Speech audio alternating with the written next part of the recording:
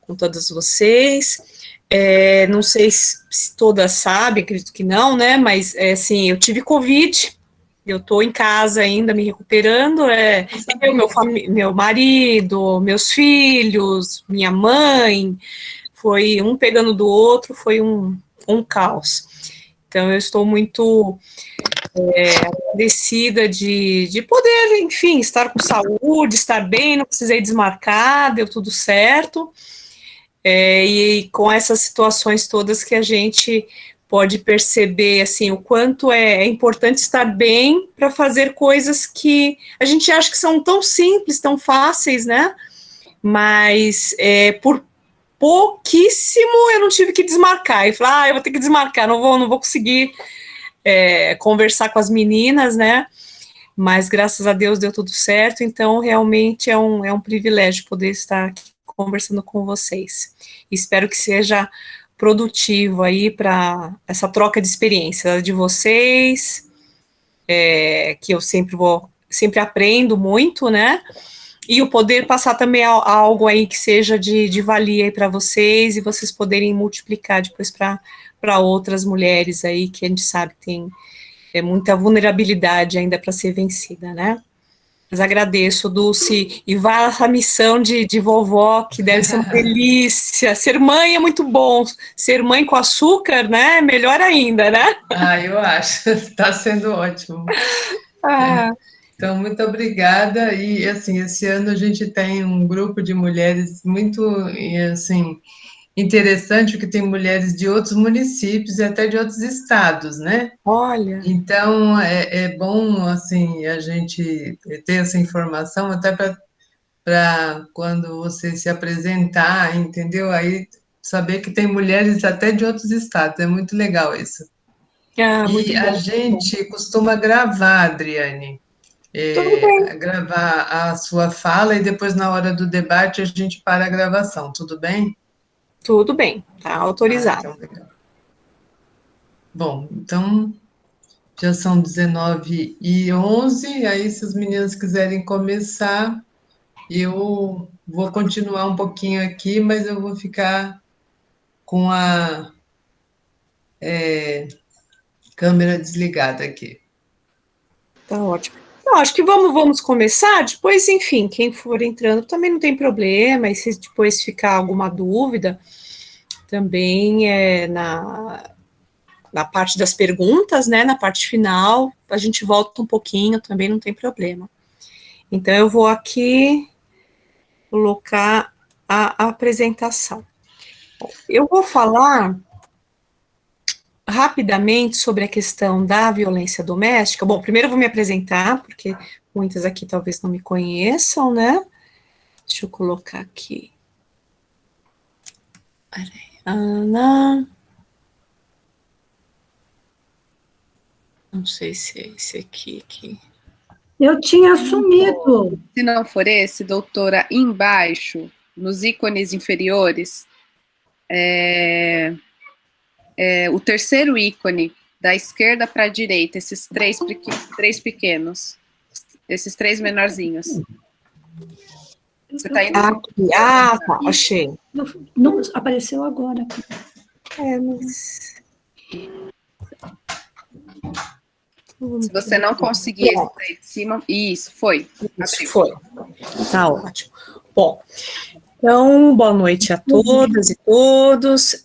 Meu nome é Adriane, sou delegada de polícia já há 17 anos, e já há 8 anos sou delegada de polícia na Delegacia de Defesa da Mulher, em Santo André.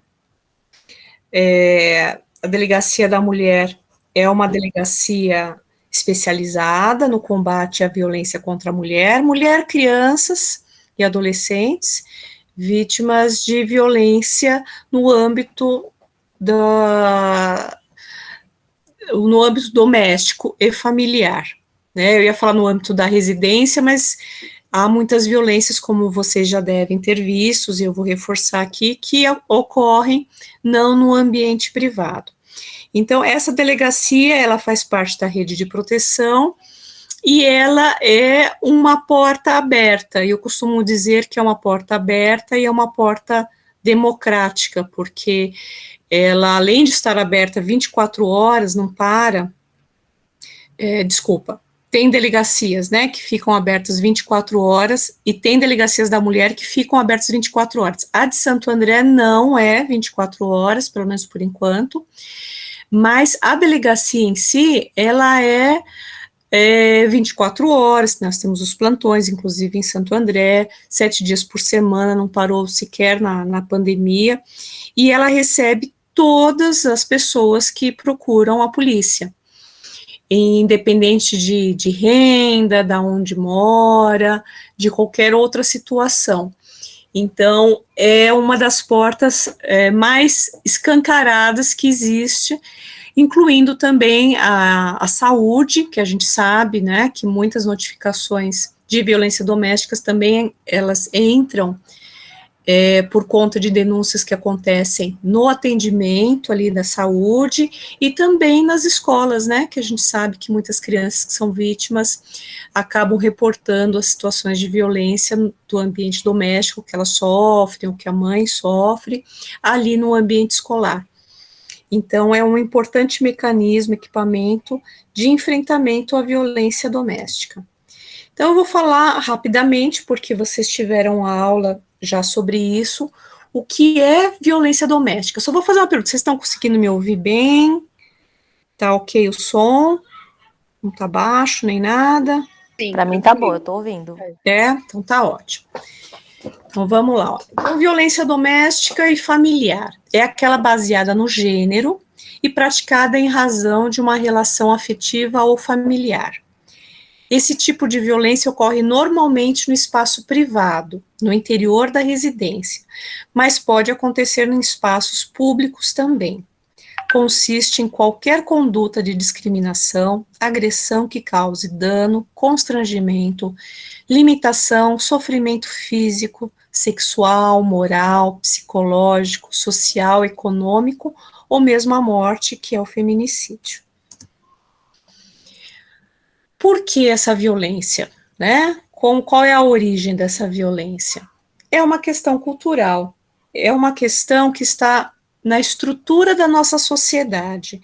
Eu costumo dizer que ela é estruturante, porque ela nos faz dessa forma, ela nos molda, e ela é estruturada. Nós vivemos nessa estrutura patriarcal e machista. Então, é muito difícil modificar essa questão da violência que está impregnada na nossa cultura, no nosso modo de ser. E nesse modo de ser, a mulher é vista como propriedade privada do homem. Ela é um objeto que o homem toma posse.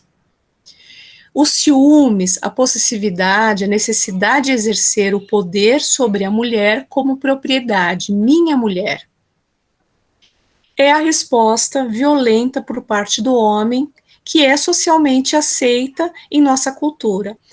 É uma violência que ela é aceita e muitas vezes incentivada. Quando acontece uma briga no ambiente doméstico, e esse homem comenta com outros homens que ocorreu uma briga, ele sempre pergunta, e aí, mas o que você fez? Ah, você bateu nela, né, você deu um cala-boca, porque mulher assim não pode responder para o homem. Então, isso é uma forma, assim, de incentivar.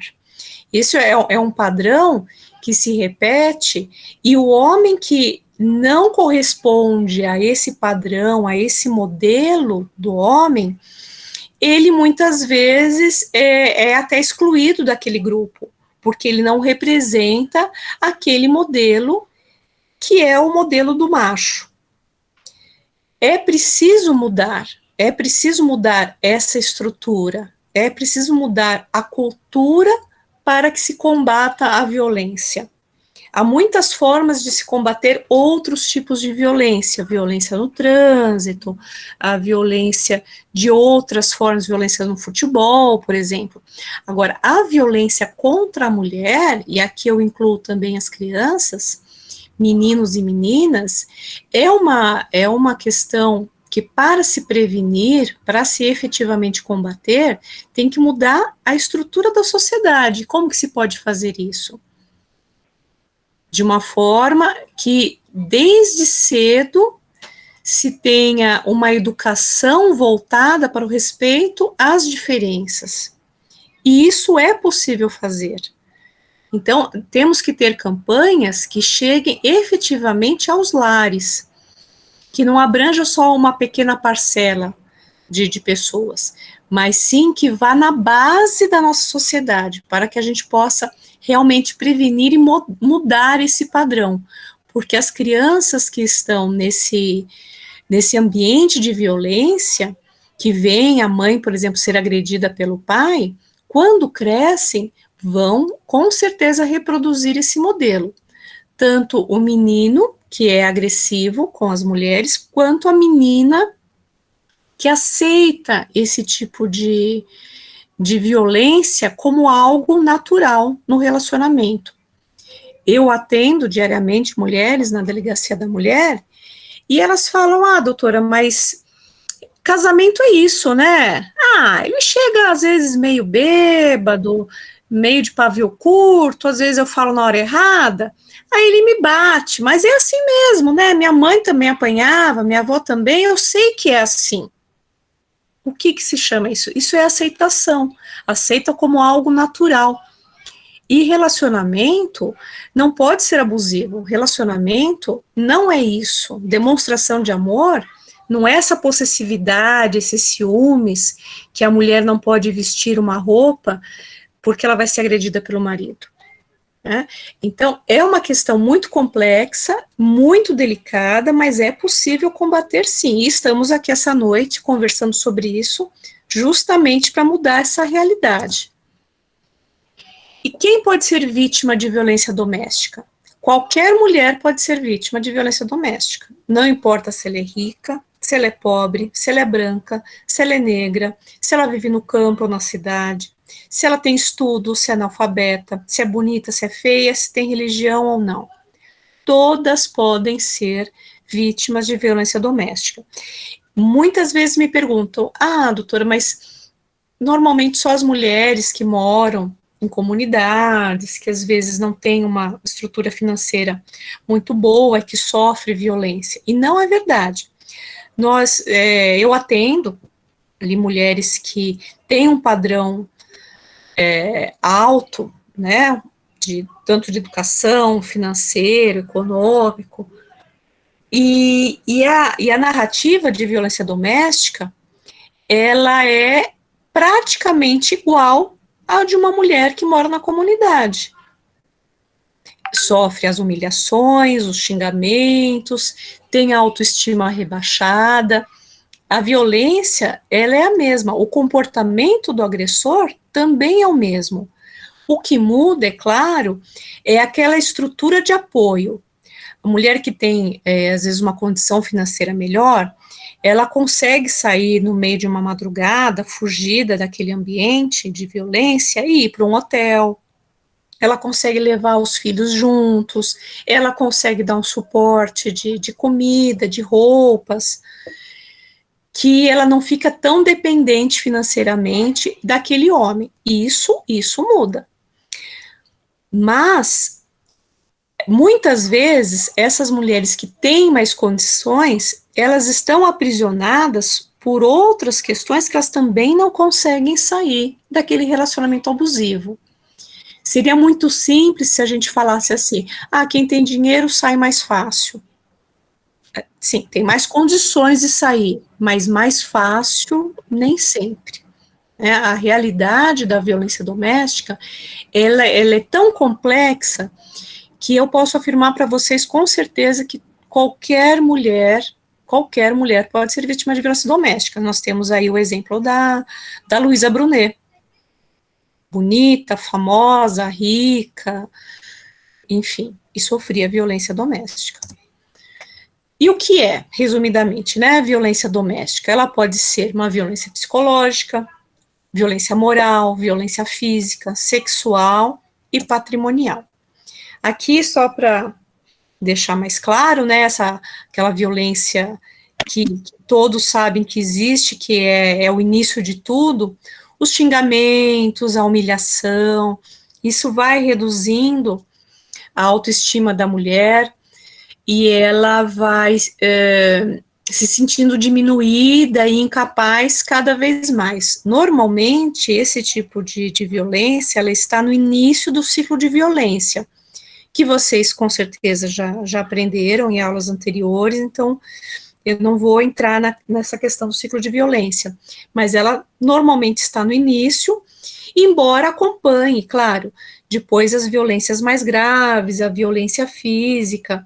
É muito difícil ter um boletim de ocorrência na delegacia que não reporte esse tipo de humilhação. Ela pode sim ter a violência física, mas sempre também acompanhada com esses xingamentos, com essa situação toda de violência psicológica. Aqui a violência física, né, que já está num outro momento do ciclo de violência. E mais especificamente, o que esperar da Delegacia da Mulher, como equipamento inserido na rede de proteção. A Delegacia da Mulher, como eu disse, ela é uma delegacia especializada, ela tem funcionários ali, na grande maioria são funcionárias mulheres, policiais, nós temos também em Santo André estagiárias da área de psicologia e também de serviços sociais, eu tenho um assistente social, não sei se, né, aqui quem conhece pessoalmente o Antônio, mas ele é policial e é assistente social.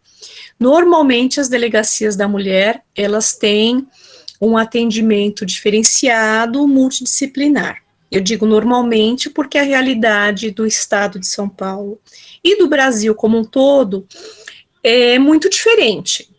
Não posso dizer que Santo André é exatamente igual a uma delegacia que está, talvez, no sul do país, ou no nordeste, ou no norte do país.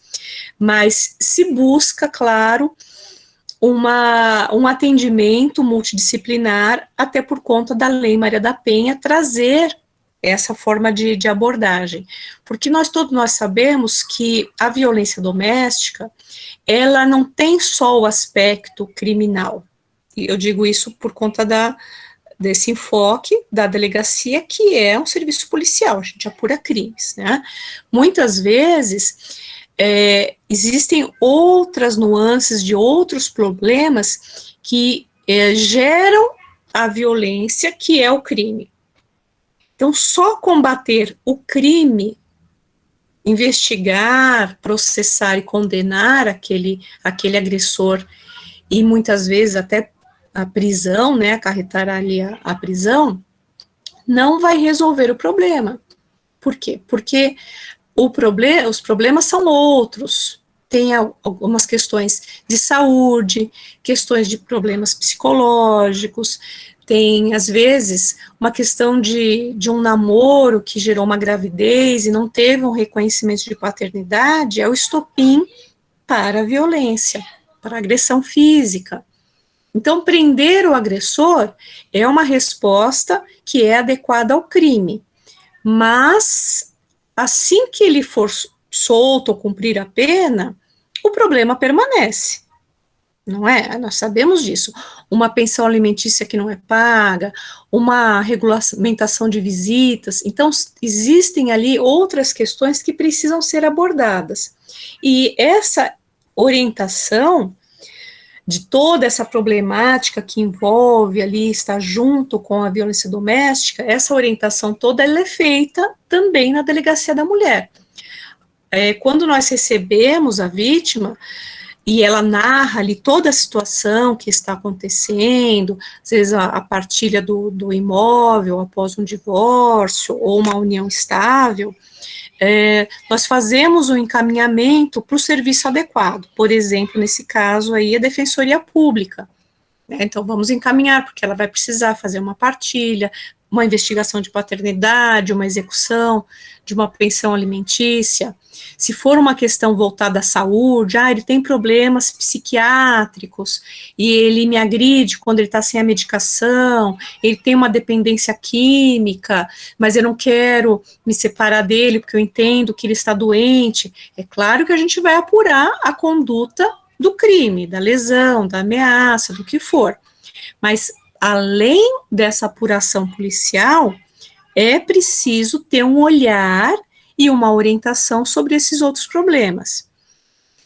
Nós não resolvemos essas outras questões. Muitas vezes, a delegacia, por ser essa porta aberta, democrática, muitas mulheres vão buscar na delegacia a solução para uma execução de uma pensão alimentícia atrasada, porque ela quer receber a pensão. Nós não fazemos, nós não podemos, até por lei, né? A nossa função, como policiais, é a apuração do crime, e com todas as suas consequências, a prisão e tudo. Agora, outras questões, nós orientamos a buscar o serviço correto. Nós vamos fornecer a documentação necessária, fazemos o encaminhamento ali por ofício, formalizamos esse encaminhamento, mas nós não podemos resolver. Nós não podemos chamar o agressor na delegacia para cobrar uma pensão alimentícia, por exemplo, ou para que, até, assim, de uma forma que a gente às vezes acha um pouco engraçada, mas a mulher fala, doutora, chama o meu marido aqui para dar um susto nele. Fala para ele que ele precisa fazer isso, ou que ele precisa fazer aquilo, mas eu não quero que faça nada, assim, que prenda, nada, mas quero que dê um susto nele. Não dá, né? Isso é uma função que na delegacia não se exerce, a gente não chama para conversar, a gente chama para ouvi-lo formalmente, ouvir todas as testemunhas e a apuração do crime em si. Mas toda a orientação é feita e todo o encaminhamento. O que também é muito importante a gente passar, né, para vocês hoje, é sobre a solicitação de medidas protetivas. Normalmente, quando a mulher faz um registro ali de um crime, ela pede essa medida protetiva. Nós explicamos como que ela funciona e junto, naquele mesmo momento do boletim de ocorrência, a gente já faz o pedido da medida protetiva. E o que é a medida protetiva? Né? Chama medida protetiva de urgência. Naqueles casos em que a vítima se sente, ou que nós, como profissionais, percebemos ali que há um risco muito grande para a vida dela, para a integridade dela ou dos filhos, a gente já solicita essa medida protetiva, que ela pode ser para que esse agressor seja afastado do lar, então ele é com uma ordem judicial, ele é retirado da casa, ele pode ser proibido de entrar em contato com a vítima, ou por telefone, ou por mensagem, ou pelas redes sociais, ele não pode entrar em contato por nenhum meio, ou ainda que ele fique impedido de se aproximar da vítima, ali tem uma proibição de se aproximar tantos metros da vítima, dos familiares, testemunhas. Essas são as mais comuns, as mais utilizadas, né? Então, esse pedido, essa solicitação, no momento em que é feito o boletim de ocorrência, a gente pergunta, olha, tem a medida protetiva, tal, você tem interesse, tem a necessidade? Eu tenho, porque ele está muito violento, ele está me ameaçando de morte. Aí a gente já faz essa oitiva, já coloca que ela deseja e coloca quais as medidas que ela deseja, como eu dei o exemplo, né, nós temos várias, tem 3 aí principais, então ela precisa especificar qual. Eu só namoro com ele. Então, ela não vai pedir um afastamento da casa, do lar, porque sequer moram juntos. Então, vai pedir outros tipos. Eu moro junto com ele, mas eu vou para a casa de familiares. Então, ela está saindo, também não vai pedir. Esse é um exemplo de como é preciso especificar, saber quais as medidas mais adequadas para aquele caso. E tudo isso é feito com a orientação na delegacia. É claro que ela não vai chegar já sabendo o que ela precisa e como a forma de fazer isso. Ela vai ser orientada e lá vai ser decidido conforme a situação que ela se encontra. Se for um caso, por exemplo, que ela sofreu uma violência física e que deixou marcas, por exemplo, um soco, um chute, que a gente sabe, vai deixar marcas, vai muitas vezes ter um sangramento, a gente vai pedir um exame de corpo de delito, que é um exame pericial. Então, ela vai receber ali uma requisição para se submeter a esse exame, ela vai até o IML, em Santo André, é relativamente próximo até a delegacia, né? Em outras cidades, às vezes é próximo, às vezes não. E ela precisa ir, e aí vai ter um médico perito que vai observar ali as lesões e vai fazer um laudo. Esse laudo pericial, ele é encaminhado depois para a delegacia e também para o juiz, porque é a prova da lesão. Muitas vezes a gente vê a mulher com marcas, né, roxos no braço e tudo, e a gente tira foto, né, já tem até uma máquina digital que a gente faz a fotografação com autorização da vítima, e a gente junta no inquérito policial. Mas esse laudo pericial, ele é muito importante, porque na delegacia nós produzimos provas para instruir um processo criminal, que vai gerar depois uma condenação.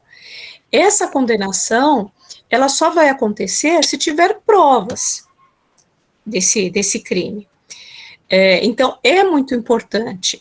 Muitas vezes, a gente faz essa requisição de exame de corpo de delito e a vítima acaba não indo ao IML. Ou vai depois de 1 mês, 2 meses, e as marcas já desapareceram.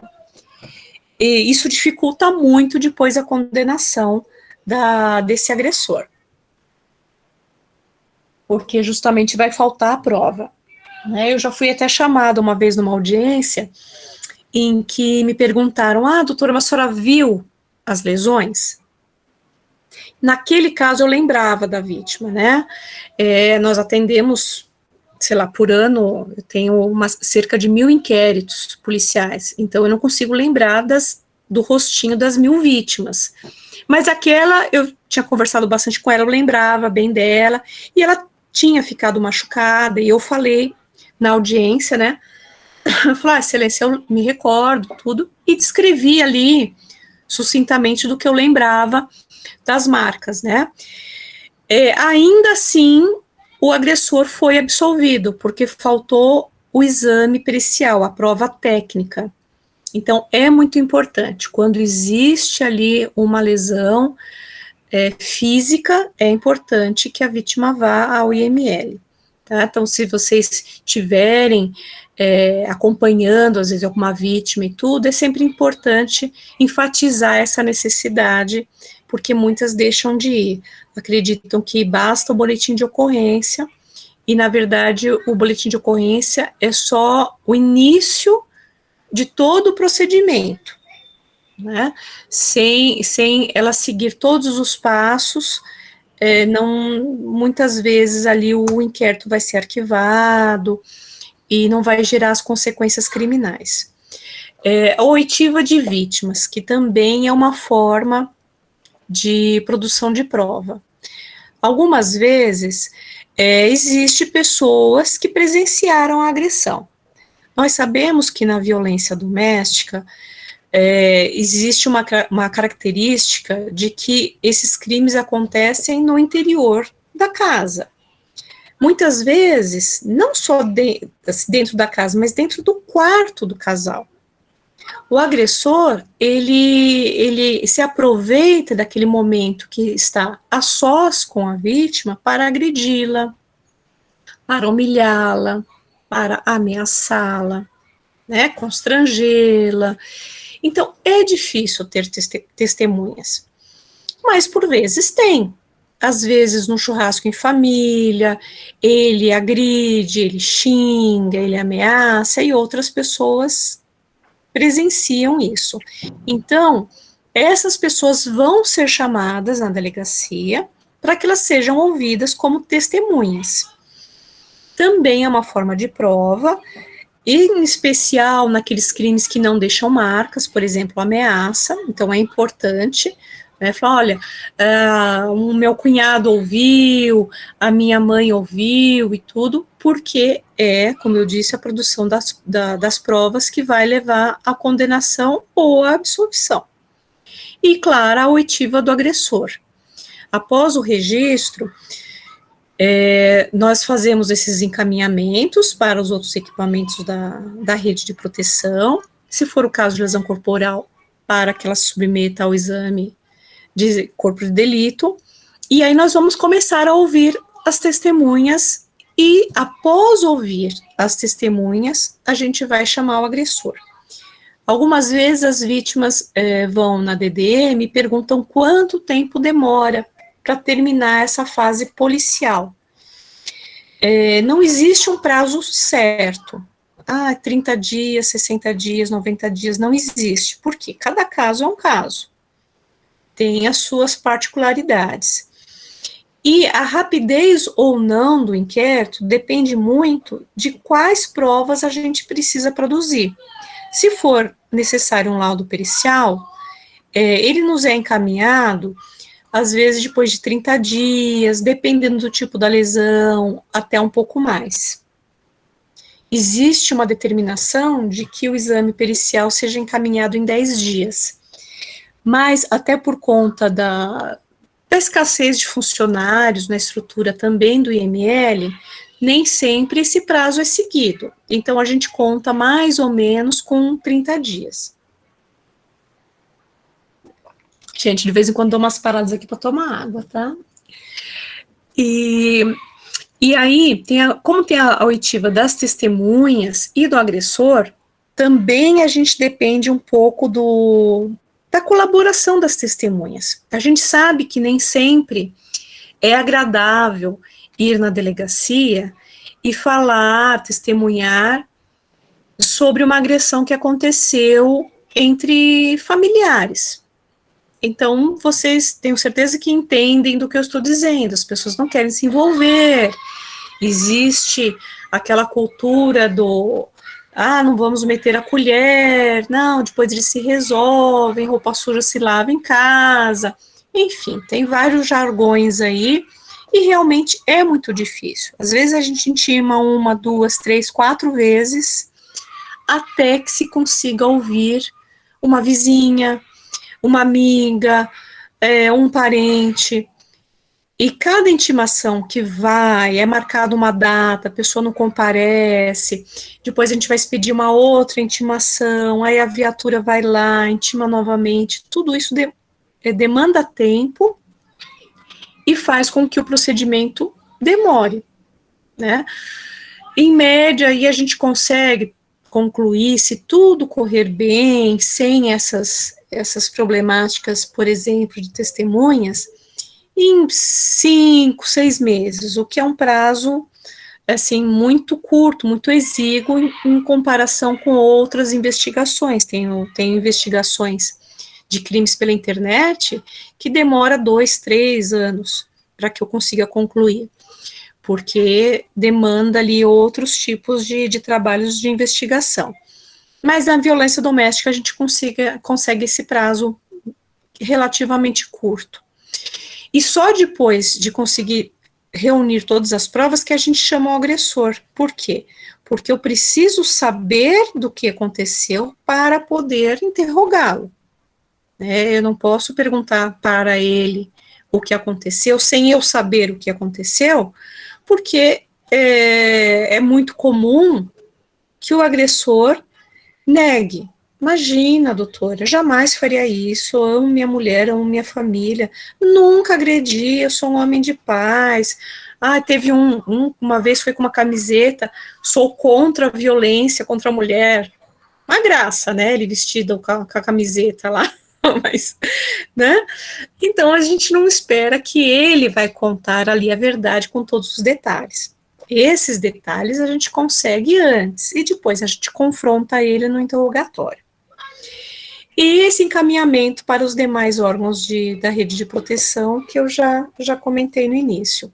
Tá? Então, essa é a sistemática do atendimento na delegacia. Boletim de ocorrência, todas as orientações sobre os equipamentos, os órgãos da rede de proteção, orientações sobre o próprio registro policial ali, né, do boletim de ocorrência, orientações sobre medidas protetivas, que nós fazemos na hora, na mesma hora que é feito o BO, é feitas as medidas protetivas, e aí, caso a caso, a gente vê quais são as provas que são necessárias ali produzir. Às vezes, prints de conversa de WhatsApp, é muito comum, em rede social, tudo isso a gente depois precisa juntar no inquérito policial. Aqui eu vou falar rapidamente do DDM Amiga, que é um projeto que a gente tem desenvolvido já tem 3 anos, em parceria com as promotoras populares, em Santo André, a Proleg, e tem tido ótimos frutos.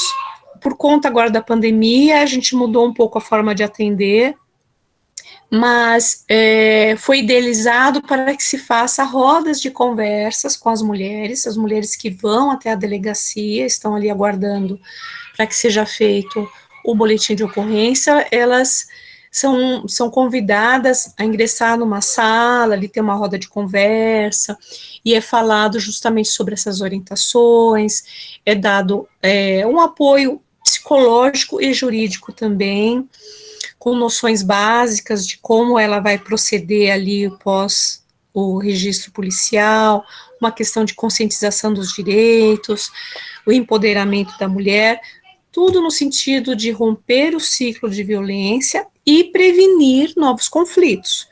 Nós sabemos que muitas vezes é feito um boletim de ocorrência, existe uma situação ali já instalada de violência, que há uma denúncia, mas por vários motivos, né, a mulher não decide pela separação, pelo término daquele relacionamento.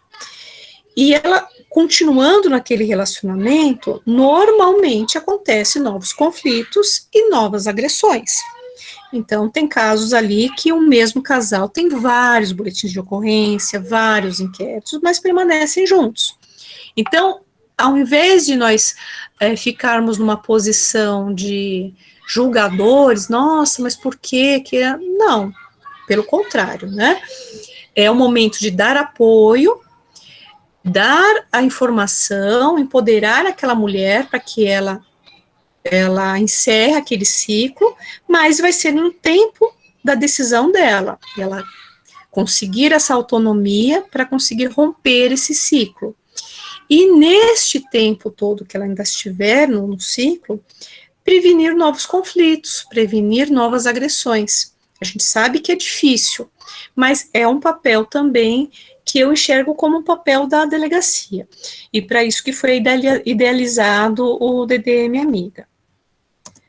Aqui tem o programa PARE, que eu também desenvolvo aqui na DDM de Santo André, que é voltado aos homens, porque é preciso conversar com os homens também, não basta orientar as mulheres, conscientizá-las, se ninguém conversar com os homens, é preciso conversar com eles também, é preciso que eles entendam as diferenças que existem entre os gêneros e respeitar essas diferenças, saber conviver com isso e romper esse modelo machista, é preciso desconstruir esse modelo, que, como eu disse no começo, é um padrão que é reproduzido, né? Isso é aprendido, é estruturado, e a pessoa reproduz aquilo. O menino, ele não nasce violento, ele não nasce machista, não nasce agressivo com a menina, mas ele aprende a ser assim, né, e ele é incentivado a ser assim. Então, o programa PARE, ele vem justamente para desconstruir isso. Então, são reuniões que são feitas com os homens agressores, homens que já têm ali boletins de ocorrência na delegacia, eu faço uma triagem dessas ocorrências e convoco esses homens para que eles acompanhem 6 palestras sobre justamente esses temas de violência doméstica. E após esses 6 encontros, se eles quiserem permanecer, eles permanecem no programa, ou então eles são desligados, mas tudo isso é feito uma espécie de um relatório interno na delegacia, né, que depois eu vou juntar no inquérito policial e tudo. E a gente percebe que há, sim, uma transformação nos homens. Quando eles percebem que vai gerar consequências jurídicas, uma possível condenação criminal, que ele vai ficar fichado, vai passar a ser tratado como criminoso, porque, afinal de contas, ele está cometendo um crime. Eles percebem que há um momento ali de decisão, ou permanecer naquele caminho de violência, de agressão e de punição, de cadeia, né, prisão, ou parar, refletir e ver que está no caminho errado. O relacionamento abusivo, ele tem consequências criminais. Muitos chegam nos primeiros encontros falando, doutora, mas isso não vai dar em nada, que não sei o quê, um discurso que chega a ser leviano, do tipo, tudo bem, eu já conversei com ela, já me perdoou, tá, deixa pra lá, tá. Mas, independente do perdão da mulher ou não, aquela investigação criminal e policial vai continuar e vai possivelmente gerar uma condenação. Então, eles param, eles percebem que há um momento ali de refletir. Eu tenho pouquíssimos casos de reincidência, que aqueles homens que passaram pelo programa e depois teve novas ocorrências. São muito poucos. Então, você percebe que é possível também conversar com os homens e é possível mudar essa realidade através de uma reeducação. Em Santo André existe o E Agora José, também, que ele é um programa com esses moldes, mas ele é muito mais extenso em tempo e muito mais aprofundado. Mas ele só atende, esse programa, homens já condenados. Então, é preciso que já tenha havido toda a investigação, todo o processo no fórum, e gerou uma condenação, aí ele é inserido no programa. O que eu faço na delegacia, no programa PARE, é logo após o boletim de ocorrência. Então, há um encurtamento aí de tempo, e ele é muito mais imediato, vamos dizer assim. O homem percebe quase que na hora que vai, sim, ter consequências. E eu acho que esse impacto é muito importante, porque a sensação de impunidade é uma das ferramentas aí do agressor. Ele acha que ficará impune. E essa convicção da impunidade reforça a violência, né? Então, é interessante que em Santo André nós temos esses 2 programas que, de uma certa forma, se complementam. Eu não sei se o E Agora José tem em outras cidades, mas é um programa muito interessante. E se não tiver o E Agora José, enfim, às vezes tem outros programas, né? Mas conversar com os homens, eu acho que é muito importante também. Eu vou falar rapidamente sobre feminicídio, só fazer uma nota aqui, que eu acho que eu já estou até passando do tempo. Bom, o feminicídio, ele veio com uma mudança legislativa de 2015, né, para evidenciar uma situação que já acontece desde que o mundo é mundo, né? É a morte da mulher, o assassinato da mulher, por ela ser mulher, pelo fato de ser mulher. Né? É diferente de outras situações em que a mulher morre, por exemplo, num assalto, que há uma questão ali patrimonial envolvida. Aqui a mulher morre pelo fato de ser mulher, pelo gênero. O Brasil, ele ocupa o vergonhoso 5º lugar no ranking mundial de países que mais matam mulheres no mundo, né? Uma mulher morre a cada 1 hora no Brasil. E qual é a diferença mais impactante dessa nova legislação? Nova que eu digo, né, porque 6 anos para a nossa legislação ainda é um bebê ainda.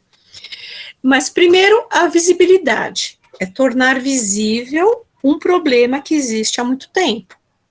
Porque muitas pessoas falam, antes não tinha feminicídio. Como não? Como não tinha feminicídio? É claro que tinha, só não tinha esse nome. Então, essa mudança, ela é importante, porque ela traz à tona esse problema. Ela também repercute nas estatísticas. Antes você colocava homicídio, e esse homicídio poderia ter a causa qualquer uma. Quando se coloca no registro policial feminicídio, já traz toda aquela carga de que aquela mulher foi morta, foi assassinada por uma questão de gênero. Então, há uma mudança muito impactante.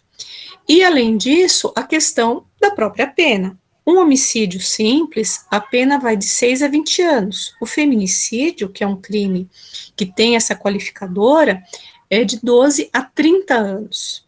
Então, é uma mudança, assim, que demonstra um rigor de pena muito maior. E ele é um crime hediondo, o que vai mudar até a forma de cumprimento da pena. E há 2 hipóteses de feminicídio. Muitas vezes se fala, né, violência doméstica, familiar, mas o feminicídio ele pode acontecer em 2 situações. Nessa, dentro do âmbito familiar e doméstico, ou ainda pelo menosprezo ou discriminação à condição de mulher. Vou dar um exemplo para ficar bem claro. Há um tempo atrás, tinha um homem, que depois foi preso e tudo, que ele jogava ácido nas mulheres que estavam ali na plataforma de trem aguardando o embarque. Ele não conhecia a mulher, ele não tinha relacionamento afetivo, não tinha parentesco, nada. Ele jogava ácido para deformar, para mutilar aquela mulher, pelo fato de ser mulher. Isso é um exemplo, nós temos aí dezenas, infelizmente, de exemplos, mas uma hipótese, uma espécie de feminicídio, existe sim um relacionamento afetivo.